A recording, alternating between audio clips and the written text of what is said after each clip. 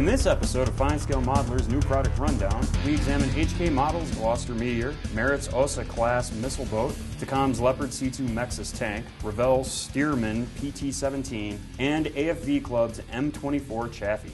Hi, and welcome to FineScale Modeler's New Product Rundown. I'm Aaron Skinner. And I'm Tim Kidwell. As usual, we've got a lot to get to, so let's start off right away with HK Model's 1/32 scale Gloster Meteor. The British Meteor was the world's second operational jet fighter. The ME-262 beat it into service by a few months. The RAF's 616 squadron, equipped with Meteors, went up against V-1 flying bombs and later carried out reconnaissance and ground attack missions in the closing months of World War II. The fighter was redesigned a number of times over the course of the 1940s and the 1950s. 4,000 of them were eventually built, and they served in air arms in Europe, South America, the Middle East, and Australians shot down 6 MiGs over Korea, MiG-15s over Korea, using the Meteor. Yeah, the last ones were retired in the 1980s. HK's kit represents the first major post-war variant, the F4. This is the first model of the Meteor in 1/32 scale.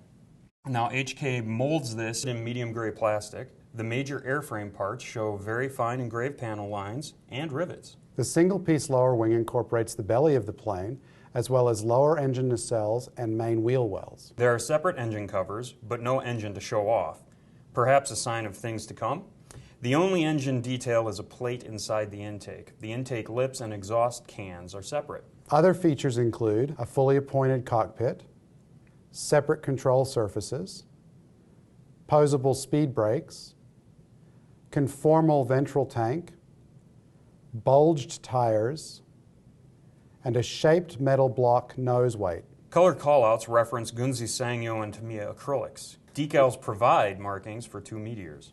This is an exciting release for anyone interested in building early jet fighters in large scale. You also, just by the way, you also get a tiny little baby 1/144 scale Meteor. But wait, there's more. Absolutely. Merit International continues its trip into the unusual with this 1/72 scale Soviet missile boat. Developed for the Soviet Navy in the 1950s and officially dubbed Project 205 Mosquito or Mosquito, and known to NATO as the Osa-class, which is Russian for Wasp. These 120-foot-long vessels were armed with 4 anti-ship missiles. That's right. It could make 40 knots, and it was also armed with 2 twin 30mm cannons, fore and aft. More than 400 of these things were built, and they served with most Eastern European navies, as well as nations in the Middle East, Africa, and Asia. I really thought I was going to be able to drop it on you that you were geographically challenged. Nope, not this You time. got through that one. I got through it. All right. Well, anyway. This kit models the first version of the ship. Oh, boat. Very good. Boat. The hull and deck are one-piece items. The major components, such as the superstructure, are slide molded and feature sharp surface detail. That aspect of the kit's design is also seen in the gun turrets, mast, and missile launch rails. Delicate parts like railings, stanchions, antennas, and foot rails are very fine. 2 frets of photo-etched metal provide additional railings, masts, and radar dishes. The missile tubes are detailed inside and out, and 4 P-15 Termit anti-ship missiles are included. The instructions don't make it clear, but it should be possible to either pose the tube doors open or assemble them so they are operable. Other features include metal prop shafts, chain for the anchor, and wire for antennas. A stand with a nameplate is provided. A small decal sheet supplies Russian Navy flag and jack, as well as a matrix of numbers to mark the hull. Definitely a large model of an unusual subject that should be a welcome addition to the collections of Russian Navy fans. Next up, we have Takom's 1/35 scale Leopard C2 MEXAS. C2 is the Canadian designation for the Leopard 1A5. This kit represents the up-armored version dressed up in MEXAS. Now you might ask yourself, what is MEXAS? It stands for, we've got a little note right here, Modular Expandable Armor System. So essentially it's a ceramic composite armor. Canadian Leopards in Kosovo and Afghanistan wore it. This kit represents several of those ISAF vehicles. Now there's a hodgepodge of different colored plastic in this box. The basic tank, hull, turret, and running gear are molded in olive green plastic. The parts show good surface detail. The suspension features full torsion bars. 3 sprues, consisting mostly of the MEXAS armor, come in tan plastic. Surface detail is good here too, with well-defined hinges, thin handles, and crisp lines. Workable individual link tracks are molded in black. The block and guide horns have been reproduced in a hard plastic. The links between them are molded in a softer vinyl that is designed to slip over the pins and hold everything securely without glue. I'm really interested to see how those work. There's also a figure dressed in traditional Afghan attire, holding an AK-47 and cell phone. Photo-etched metal provides engine screens and other fittings. Polycaps are supplied to secure the wheels to the axles, and there is nylon thread for the tow cables. Color callouts refer to Tamiya paints. Decals provide markings for 4 C2s, all from Lord Strathcona's Horse, Royal Canadians, in Afghanistan in 2006. I love a Leopard, and this is a nice addition to the available kits. Prior to this, the only way to build a C2 MEXAS was to buy a resin conversion set and add it to Italerry's 1A5. Nice job, Takom. Tim was dying to say that one. I was. Next, we have a kit that kind of came out of the blue when it was announced late last year, Revell's 1/48 scale Stearman. Yeah, the Stearman was designed as a primary trainer and served the U.S. Army, Air Force, and Navy from the mid-1930s up through World War II. There's still a lot of Stearman that are out there and flown by civilians. Yeah, it's an important aircraft, and it's great to see a new tool kit of it. Revell's modeled the PT-17 version, known to the Navy as the NS2-3, powered by a Continental R670 engine. That's alphabet soup, man.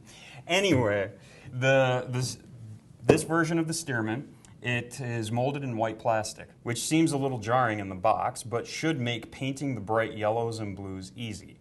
The parts are well molded with good surface detail. Thoughtful engineering is a hallmark of the kit. The fuselage halves are molded integrally with their landing gear legs and interplane struts. Structural detail is molded inside the fuselage halves. Combined with the separate internal framework, it should provide a lot to see inside the plane. Cockpit detail includes seats, throttles, rudder pedals, control sticks, a map case, and even a fire extinguisher. The engine is front and center on a Stearman. Revell provides push rods, an exhaust collector, and firewall in addition to the sharply molded cylinders. Optional propellers are included. Biplanes mean rigging, and although the Stearman doesn't have a lot of it, there is some. Revell provides a clear rigging diagram with multiple drawings and dimensions stated. Nicely printed decals provide markings for 2 colorful planes. One is a U.S. Army PT-17 with blue fuselage, yellow flight surfaces, and striped tail. The other is N2S-3 in navy yellow. It's actually a warbird, and civilian registration is included. The box art and online images show the latter with round national insignia rather than the star and bar markings included in the kit, so check your references. This is a great looking kit in the box, and it's great to see Revell back in the aircraft game. Finally, let's take a look at AFV Club's 1/35th scale M24 Chaffee. Yeah, long on modelers' request list for a do-over. The M24 light tank has been the subject of recent releases from 2 manufacturers. Bronco did it in 2012, and now comes AFV Club. It was armed with a 75mm main gun, and it entered U.S. Army service in November 1944. It served extensively in Korea. Molded in dark green, the parts show AFV Club's typical quality molding with crisp panel lines, nice weld seams, and rough cast texture. The suspension includes torsion bars and potentially posable road wheel arms. Hatches are separate, but there's little interior detail to show. The breech of the main gun is there. A turned metal barrel and recoil spring add realism to the weapon. The tracks are single-piece vinyl items. A couple of photo-etched metal frets provide engine grills, fender brackets, and other fixtures. Decals provide markings for 4 American M24s in Korea, including one decked out with the fantastic tiger face painting on the box art. Look for reviews of the Meteor, Stearman, and Chaffee in upcoming issues of FineScale Modeler magazine. And see these and other new products in the April issue on sale now. As always, thanks for visiting FineScale.com. I'm Aaron Skinner. I'm Tim Kidwell. We'll see you next time. Take it easy. I love a leopard. I can't remember what else I was going to say.